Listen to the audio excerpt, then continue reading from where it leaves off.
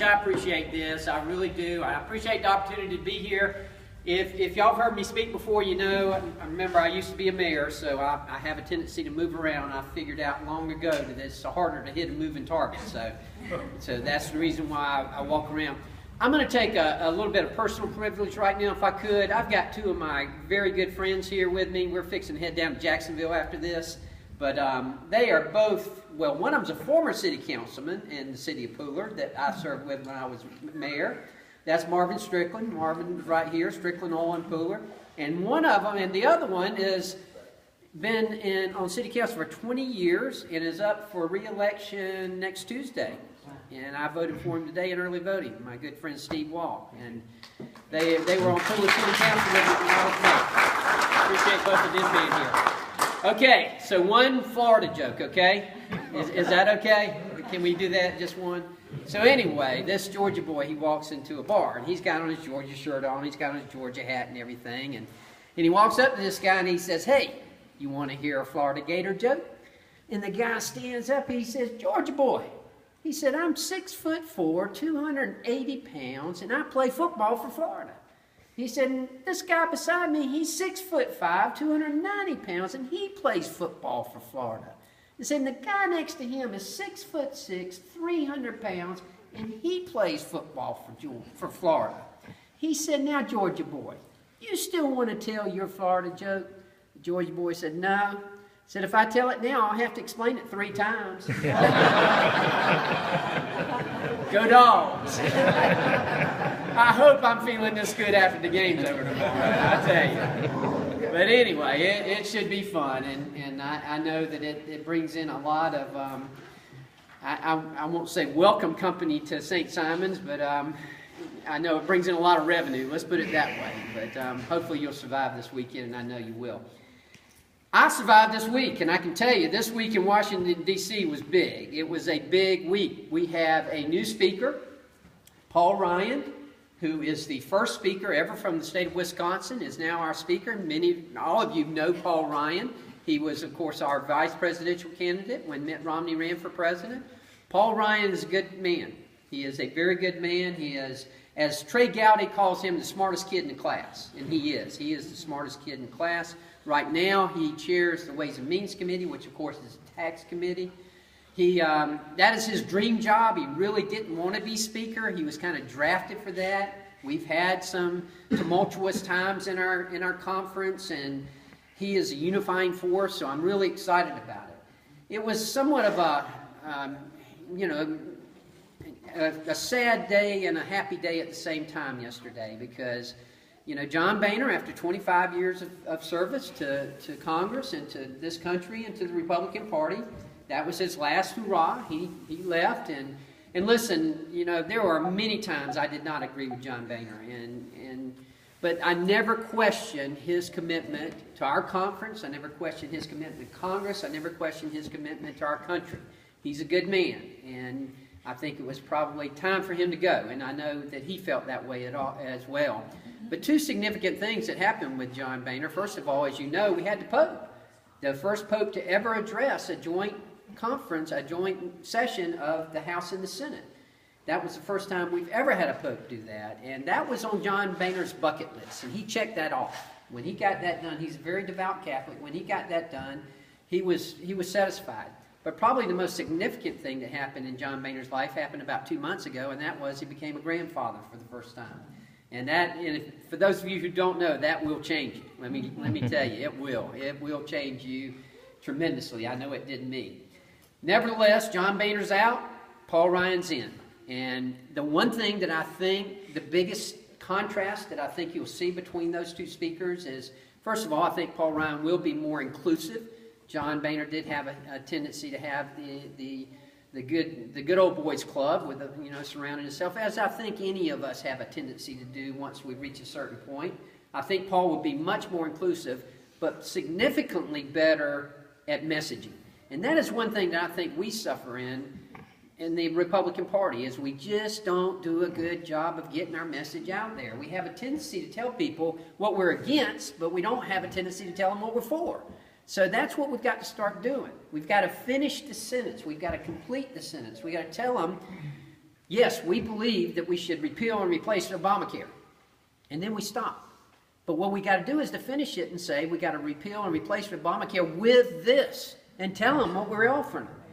We've got to do that with issues, and not just Obamacare and health care, but any of the issues that are out there right now. And that's one thing that I think Paul Ryan will do a better job at. I think that he will be messaging much better than what our previous speaker did, and I think that he's a big ideas guy.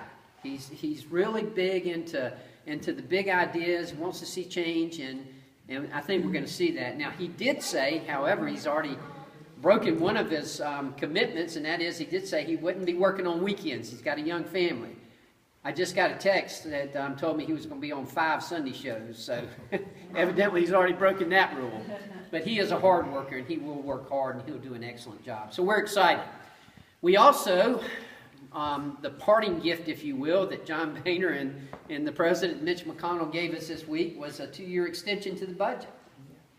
That gets us through March of 2017, a 2-year budget, and that gets us through actually October of 17 with the budget before we'll have to come up with another one. But it does away with the debt limit. It raises the debt limit to where we will not have to address it again until March of 2017, and that was significant. As you know, on November the 3rd, the current debt limit was going to run out, and we were going to have to address it or either not be able to pay our bills. Now, we passed that out of the Senate. Full disclosure, I did not vote for that. I committed early on that I was not going to vote to raise our debt ceiling. You know how I feel about our national debt. I think it is the single most, the single thing that threatens our national security most. The single issue that threatens our national security most is our national debt, and we've got to do something about that. And raising our debt limit, I know we're not a debtor nation and we've got to pay our bills, but at the same time, we just cannot continue to raise our debt limit. Now, the 2-year budget does have some good things in it. It does have some entitlement reform, and we do need that. I've always said, if we're ever going to balance our budget, if we're ever going to do something about our national debt, we've got to cut spending, we've got to have entitlement reform, and we've got to grow our way out of it. This did include some entitlement reform. As so often happens in Shaw and Alex and William and anybody else who've held office before, oftentimes when you get a piece of legislation like this, yeah, it's got some good things in it, but it's also got some things in it that you don't like, and you just have to weigh it and balance it and see which way you're going to go. In this case, none of us in the state of Georgia voted for it. However, it did pass, primarily because of the support of the Democrats.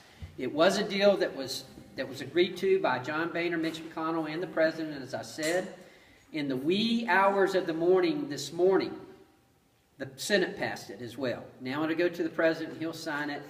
That will give a little bit of relief in 2 areas. First of all, for Paul Ryan, who starts as a speaker, he's not going to have to deal with that issue immediately. So it kind of gives him a little bit of a break there, although he was very critical, if you will, of the process by which the budget negotiations took place. He was critical of that. He ended up voting for it, but he was critical of the process. But it gives him a break as the new speaker and the incoming speaker that he won't have to deal with that. It also takes it off the table for the presidential candidates. Now that's very significant and that's very important. It gets us through the presidential election in 2016 so that's not going to be an issue. It's not going to be hanging over their head as to whether they have to address raising the debt ceiling or not. So that was very significant. And why was it very significant? Because, folks, I'm going to tell you, we have got to win the White House in 2016. We've got to have a Republican.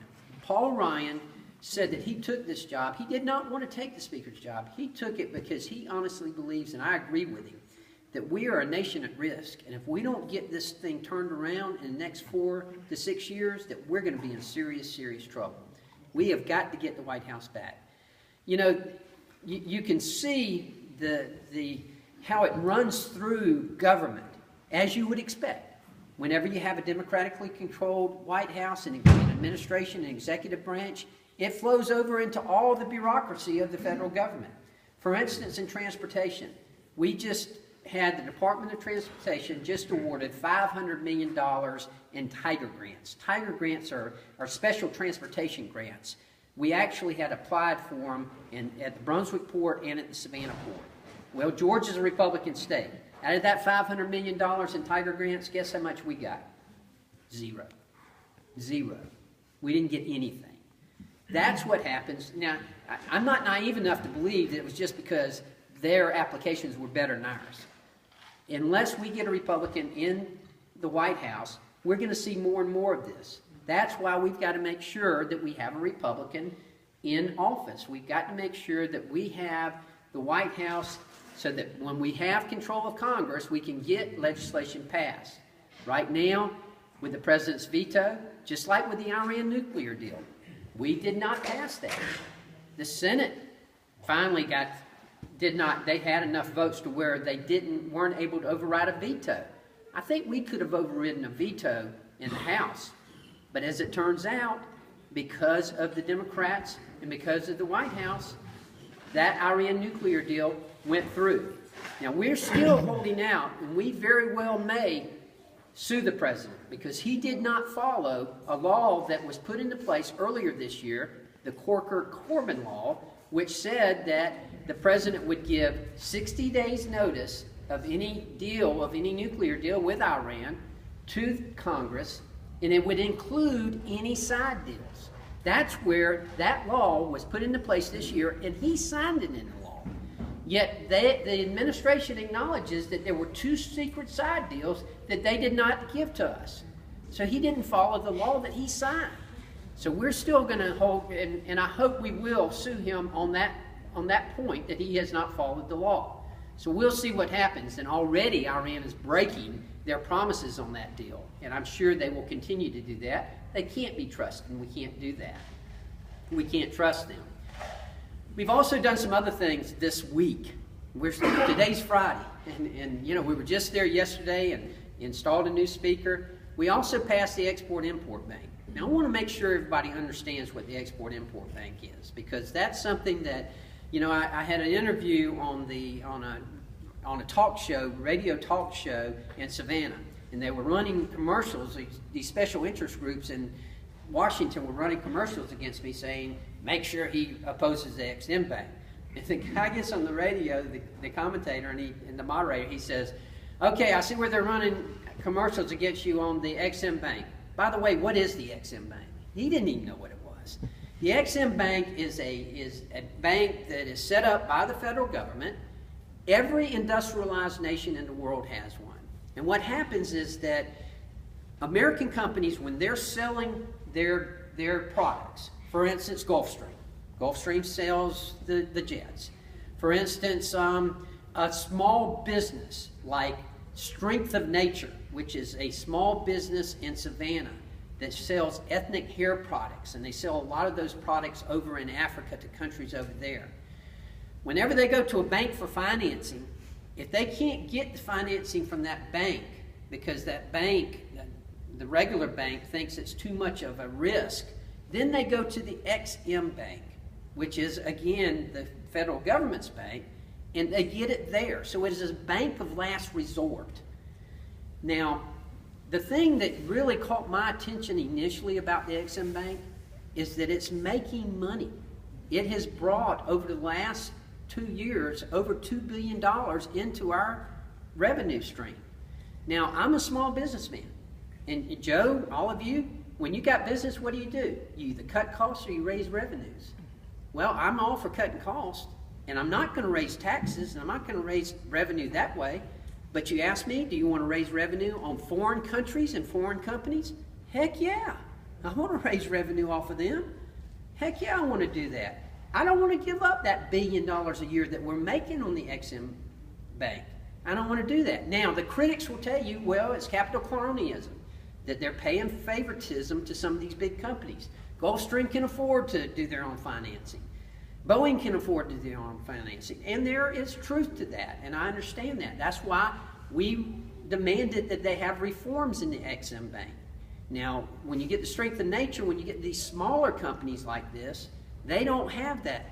They don't have that kind of leverage, and they don't have that kind of financial backing to be able to do it. So it benefits small businesses. Why is that important to us in the 1st District? It's important to us in the 1st District because we got 2 major ports. We got the Port of Savannah, we got the Port of Brunswick. We've got to make, trade is important to us. Now, earlier this year, we passed TPA. TPA is the Trade Promotion Authority. I think I've told y'all before, one of my goals in Congress is to learn at least 10% of the acronyms in the federal government. If I can do that, I'll be doing well. One thing to keep in mind, and I know there were some of you who were opposed to TPA, but keep in mind that TPA is the process. It is not a trade deal itself. It is the process by which you approve a trade deal. That's all it is. Now, when I was a mayor and we passed policy, and Don, when you were commissioner, when you passed policy, you just want that policy to work. You don't care if it's your best friend or your worst enemy. You just want it to work. That's what you want to do. That's what TPA does. Now, Congress and 435 members of the House, 100 senators, we can't go out to countries and negotiate a deal. It has to be done by the executive branch, by the administration. They go out and they represent the United States of America.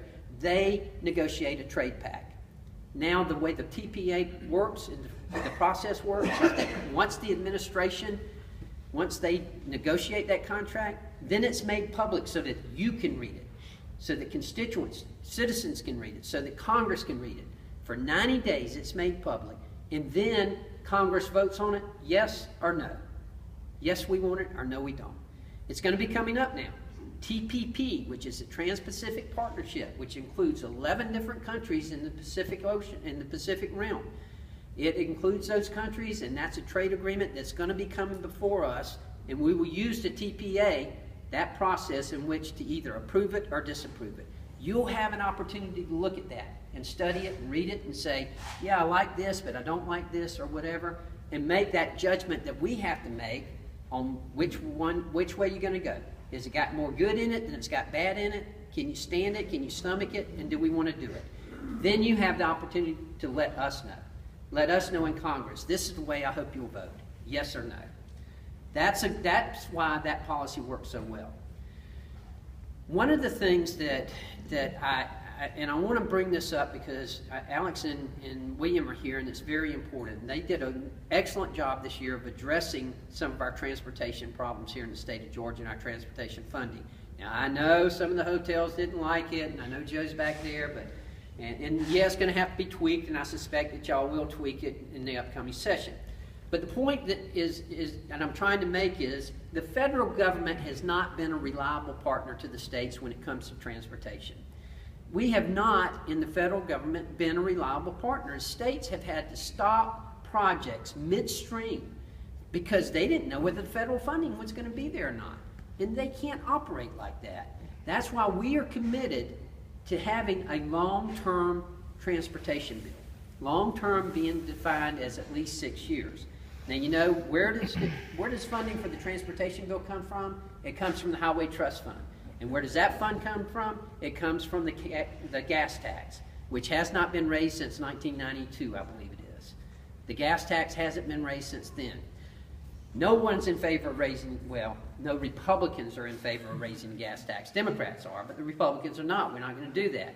But we are in favor of doing something that will help the Highway Trust Fund so that we can be a reliable partner, so that states, when they get toward the end of the fiscal year, the end of the federal fiscal year, don't have to stop a project because they don't know whether the federal funds are coming or not. So we're trying to negotiate a 6-year deal right now. We've actually passed one out of the House. We funded the first 3 years. The last 3 years are not funded yet. We're still trying to identify funding for that. Once that happens, now we're going to send it over to the Senate. And let me tell you, remember, we got 100 senators over there. Right now, 98 of them are running for president, so you have to deal with that. But we got 100 senators over there. We've sent that transportation bill over to them. We're going to have a conference committee, and we're trying to come up with a solution to that. That's going to be very, very important. That is something that we've got to address. Over the past 10 years, we put 33 Band-Aids, 33 temporary fixes to transportation. We've got to do better than that. Again, the states have to know they've got a reliable partner in the federal government, and we've got to do that.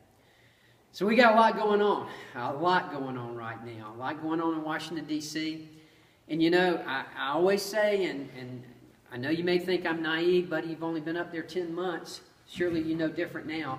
But I do believe that still we've got the greatest nation in the world, and that our greatest days still lie ahead of us. I'm excited. I'm optimistic. I know that we got a lot of concerns. I know we got a lot of challenges, but let me tell you, we're up to it. We're up to those challenges, and I'm excited about it. Very excited. Very optimistic. Can we take questions? Is that okay? Kevin? Intercoastal waterway. Intercoastal waterway. Right. As far as getting it dredged and everything. The federal government is responsible for keeping it at 12 feet on low tide. And we're not doing it. Never have. No. I know of. No. Was there any action in that direction? You know, the last water bill that we passed, of course, had the language in there for the dredging of the harbors, but not for the intercoastal waterways. And that is something that's just getting ignored. It is the responsibility of the federal government. Down in Florida, they've taken it on themselves. They've imposed a tax down there to dredge the intercoastal waterways for their area. We haven't done it here in the state of Georgia, and I don't know that we're going to. That might be something the General Assembly has to look at.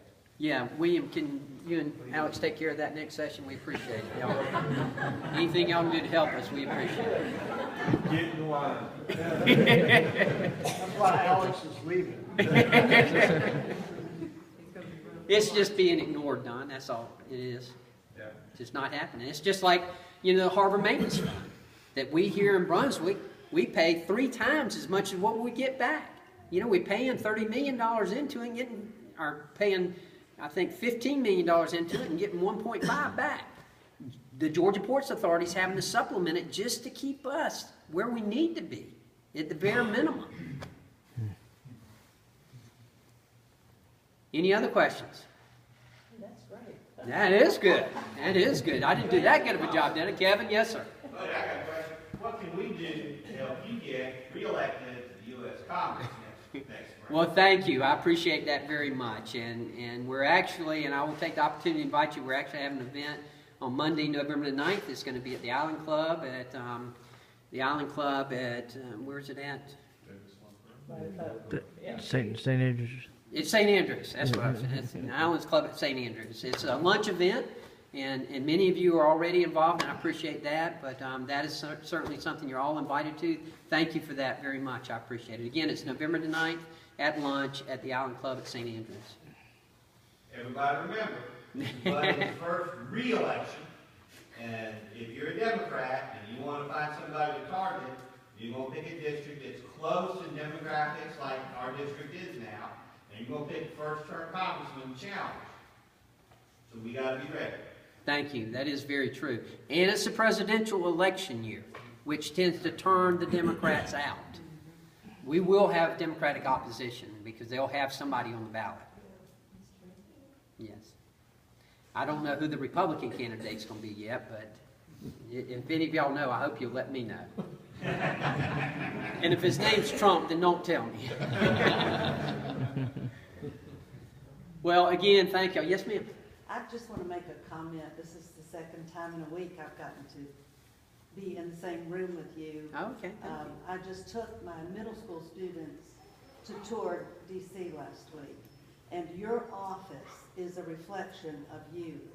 And I have been so impressed with the professional care. They treated us like we were the only people in D.C. last week, and I wanted to express that publicly because it reflects what you expect. But we never got an automated email or an automated return phone call. It was always immediate and very well done, and I appreciate that very much. Well, thank you. I appreciate you saying that and acknowledging that. And of course, down here, of course, we got Judd and Emmett, and they do a wonderful job, and Kevin acknowledged them earlier. And then Josh Campbell has started with us in the Savannah office now, and we're very blessed. And up in Washington, I'm a businessman, so I understand the value of surrounding yourself with good people and letting them go at it. And that's what I've done in my business for 28 years, and that's what I'm doing now. And I tell you, one thing that I've learned since I've been up there is it's a team sport. It is. You got to surround yourself with good people. So thank you. I appreciate that very much. Buddy, All right. Thank y'all.